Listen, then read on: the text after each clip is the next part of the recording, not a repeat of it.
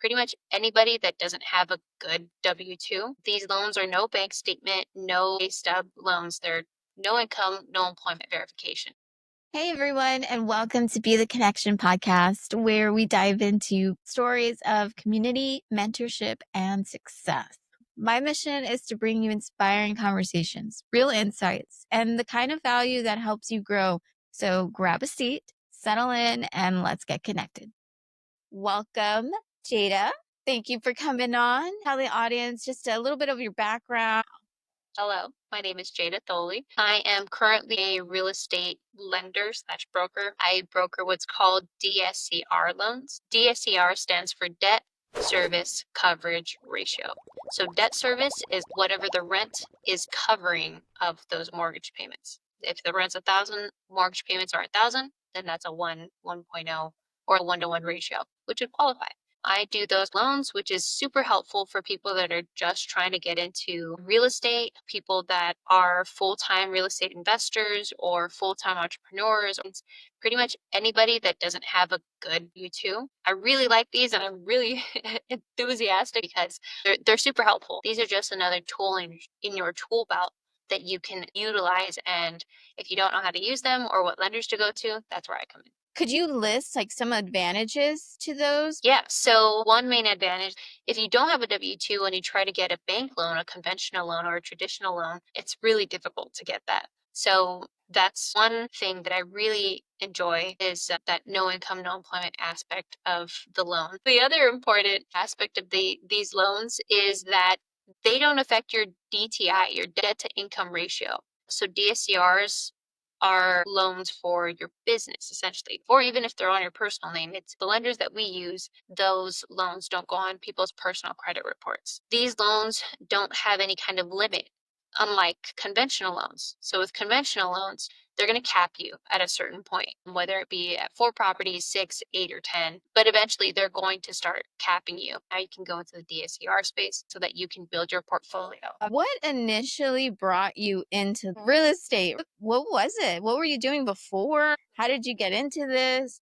So I was going to college. I was going to college to pursue mechanical engineering. And then because of lockdowns and just the whole environment, I wasn't as enthused about school as previously. And so that's when I started really getting into real estate. I was in California, in Los Angeles. So that still so much work, which I probably would have done. But I ended up finding Pace Morby, the Sub2 community, and from that, that's where I actually really started. This was 4 years ago. I started with wholesaling. I actually took a few months to get my first deal, and then I ended up going into Airbnb arbitrage. And then last year in 2024, I started working with a hard money lending company that's based in Texas. I was trying to help them find borrowers that needed funding for their flips. I worked with them a lot, was really posting and doing as much marketing as I could to get some borrowers.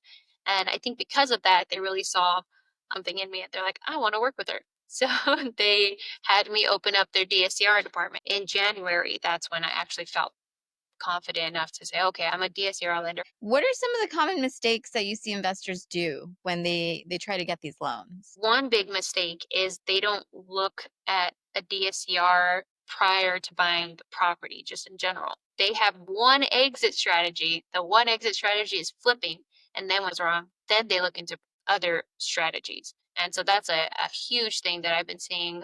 Have multiple exit strategies if you are going to buy a property.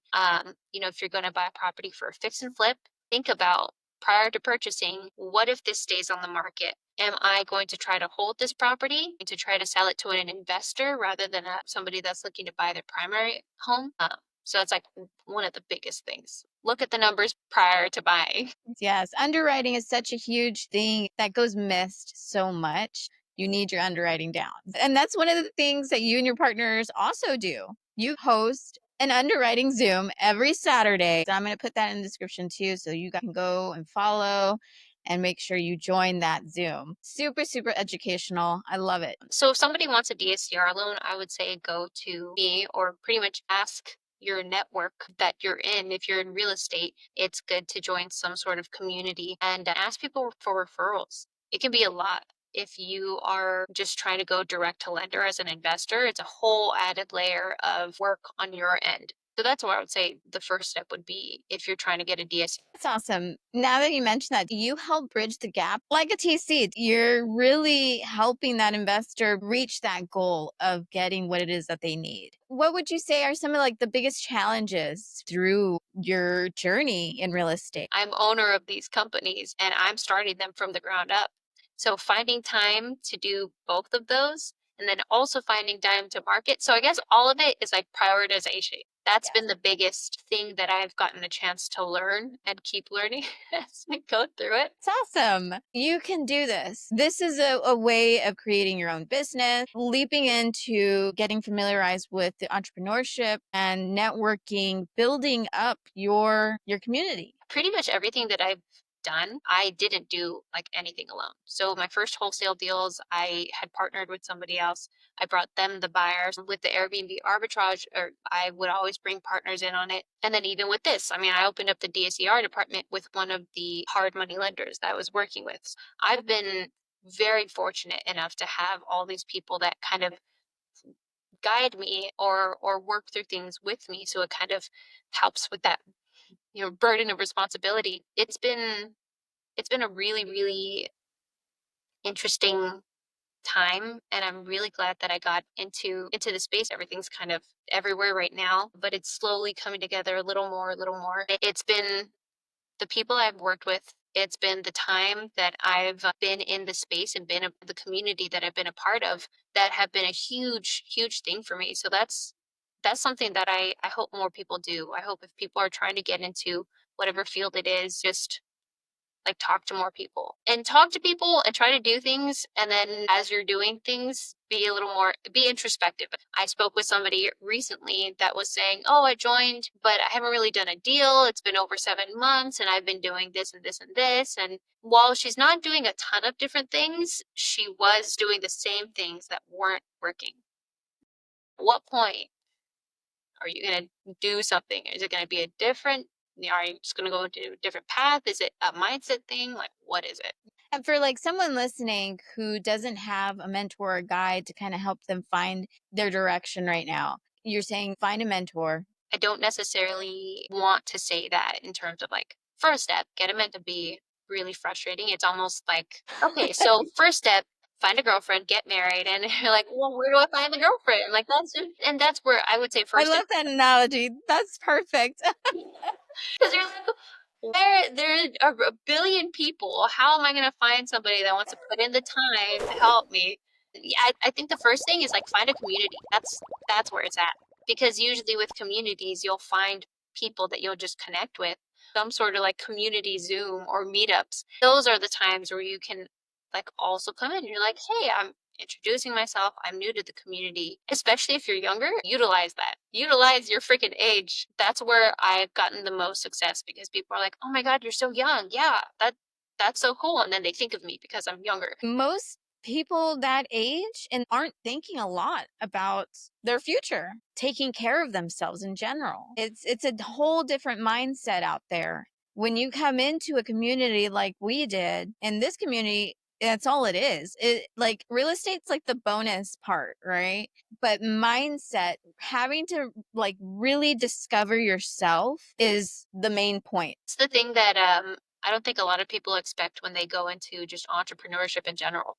Like you will level up as a being. I think it's so cool that we see that. We can see another perspective from someone that's younger. Older people, sometimes they don't want to change. They're kind of stuck in those ways. The younger you are, you're just more malleable, you Yeah, know? was good. Relationships and networking have played a huge role for you. Everything that you're doing, where you're at, is because of the community. What's your approach to building and maintaining long term relationships? Supporting people and trying to boost them up as much as possible. That's been a huge reason why I've been able to do things that I've done and events. This one gentleman, his name's Doron Levy. He's in Sub2. He's also in Owners Club. And he's this huge development guy. He builds hotels and like huge buildings. And I was helping him last year. He was saying that he wanted to get into social media, but he's too busy. I was like, okay, well, I can help. I'd be glad to help. Because of that, he thought of me when Pace was doing community camp. And community camp is like an exclusive invite only. And because of that, I actually spent one-on-one time with Pace at his house in Montana. There was like a whole chain of events that happened because I met this guy. So I think thinking about it now, showing up, and again, I keep using the word supporting. It doesn't have to be financially. It could be with your time, or it could be with that little extra effort to like comment on people's posts, or if you feel comfortable enough, share their post, or like go into their Zooms. And that's literally it. That's all you have to do. Yeah. Show up. Yes. I love it. Yeah, absolutely. That's how you make yourself known. That's how you build that trust. This is how we communicate most of the time. Yeah. It, Yes. Dan Martell, it was something along the lines of like, helping others being successful will make you successful. So just focus on helping others. Man, so for someone just starting out who doesn't have a network, that's one way to go about it for sure. What's one daily habit or mindset shift that's made like a big difference for you? Gratitude, being super grateful, taking a minute or a couple minutes and saying everything I'm grateful for. Oh my God, yeah, there's an insane amount to be grateful for. And the more that I'm in that, the less problems or things that start feeling like they're a little overwhelming will matter. Sometimes it feels like, well, their livelihoods are in my hand because of these loans. When I feel more gratitude and I just kind of calm down, things start going into place.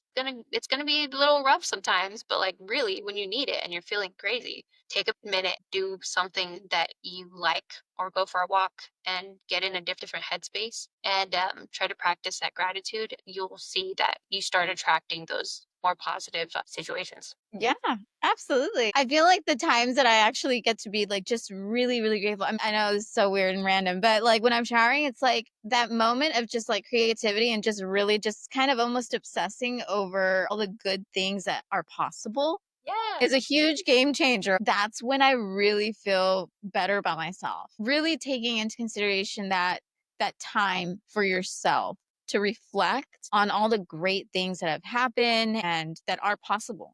They're there.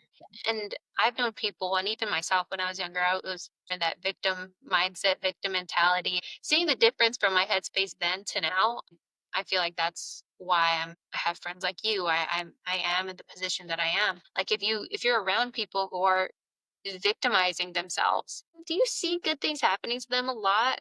I don't know. I mean, it's a bummer hanging around them. It's nice to be introspective and catch yourself if you're acting like that. 'Cause it's like, I don't want to be this person. And I think that again, that kind of goes into the entrepreneurial space when you start getting into it and leveling up shows you that you see a lot of victims that are at the top. And a lot of people take responsibility, like, oh, okay, yeah, I made this mistake, but I learned from it. Not, yeah, so don't be a victim. That goes into what I was going to ask. What's your advice for someone who's feeling lost or unsure to even just make that jump? Mm. Do it. Just do it. It's difficult. That's what I did and that's what I continue to do. There's so many times I was feeling so lost. I got my first wholesale deal and then after that it was months until I got anything. And I was buying leads to people that were interested in lending. They weren't even lenders. I was paying $300 and that went nowhere. This isn't working. And then when I looked into Airbnb arbitrage, that seemed a little more doable. And so I just did it. I think you got to get out of your own head. And so if you're starting to feel lost or if you're starting to feel insecure, you can even look into Jordan Peterson or Tony Robbins. They talk a lot about like you feel the worst when you keep looking inward. Start looking outward and start looking at how you can help other people. You don't even have to think about it. Just do it. And then I think it'll resolve itself. You'll end up finding something. You can just go to Zooms or just support and I've had people that I've looked up to that have reached out to me or had reached out in the past couple of years. They were saying, hey, you've been super active in my Zooms and I know that you appreciate this coaching program that I'm doing. Would you like to help me run my Facebook page? And I'll even let you join the program for free. I wanted to do this anyways. And at that time I wasn't doing it. So it's just like things will line up. And all I was doing was showing up and trying to be helpful. And so I think that's the biggest thing. don't look inward, look outward, and do things that are outward, helping others. I love it. It just goes to show how amazing you are. So thank you. I appreciate it.